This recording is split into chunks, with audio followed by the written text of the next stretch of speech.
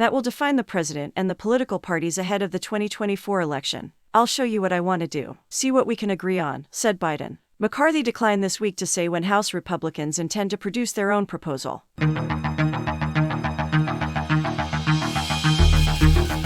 For President Joe Biden, his federal budget is a statement of values, the dollars and cents of a governing philosophy that believes the wealthy and large corporations should pay more taxes to help stem deficits and lift Americans toward middle-class stability. In the view of his chief congressional critics led by House Speaker Kevin McCarthy, the budget is also the arena where they intend to challenge the president with values of their own, slashing the social safety net, trimming support for Ukraine and ending the so-called woke policies rejected by Republicans. It's the blueprint for a summer showdown as Biden confronts Republicans over the raising the debt ceiling to pay off the nation's accrued balances, a familiar battle that will define the president and the political parties ahead of the 2024 election. I'm ready to meet with the speaker anytime. Tomorrow, if he has his budget, Biden said while rolling out his own $6.8 trillion spending proposal Thursday in Philadelphia. Lay it down. Tell me what you want to do. I'll show you what I want to do. See what we can agree on, said Biden, the Democratic president egging on the Republican leader. But McCarthy, in his first term as House Speaker, is nowhere near being ready to present a GOP proposal at the negotiating table to start talks in earnest with the White House, while Republicans newly empowered in the House have bold ideas about rolling back government spending to fiscal 2022 levels and putting the federal budget on a path to balance within the next decade. They have no easy ideas for how to meet those goals. McCarthy declined this week to say when House Republicans intend to produce their own proposal, blaming their delays on Biden's own tardiness in rolling out his plan. We want to analyze his budget based upon the question as to where can we find common ground, McCarthy said. So we'll analyze his budget and then we'll get to work. Squaring off, it's a fresh take on the budget battles of a decade ago when Biden, as vice president, confronted an earlier generation of Tea Party House Republicans eager to cut the debt load and balance budgets. What's changed in the decade since the last big budget showdown in Washington is the solidifying of the GOP's MAGA wing, inspired by the Trump-era Make America Great Again slogan, to turn the fiscal battles into cultural wars. The nation's total debt load has almost doubled during that time to $31 trillion.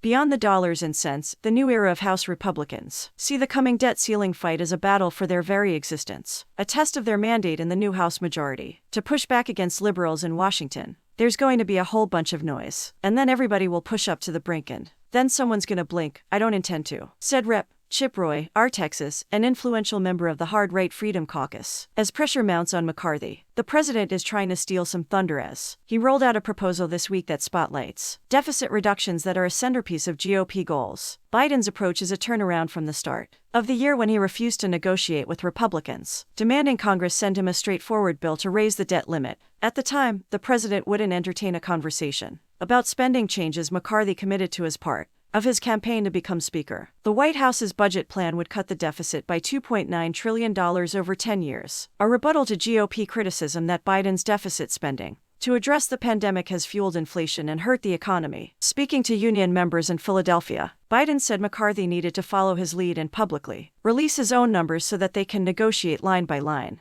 With his budget, Biden showed the math of how he would lower the trajectory of the national debt. Yet his approach to fiscal responsibility is unacceptable to Republicans, since it would require $4.7 trillion in higher taxes on corporations and people making more than $400,000. The president also wants an additional $2.5 trillion in spending on programs such as an expanded child tax credit that would improve family finances. When the middle class does well, the poor have a way up, and the wealthy still do very well, the president said as he framed the showdown as a difference of principles. By refusing to raise taxes, the Republicans in the House are relying almost exclusively on reductions to bring budgets into balance. It's a painful, potentially devastating endeavor, inflicting cuts on programs Americans depend on in their communities. Republicans cannot say when their budget will be ready. We're getting close, said Rep. Jody Arrington, R. Texas, the new chairman of the House Budget Committee, because McCarthy has yet to release his budget. Biden has toured the country and talked to audiences about past Republican plans to cut Social Security and Medicare. McCarthy insists reductions to the Medicare and Social Security entitlement programs that millions of America's seniors and others depend on are off the table, and Republicans howled.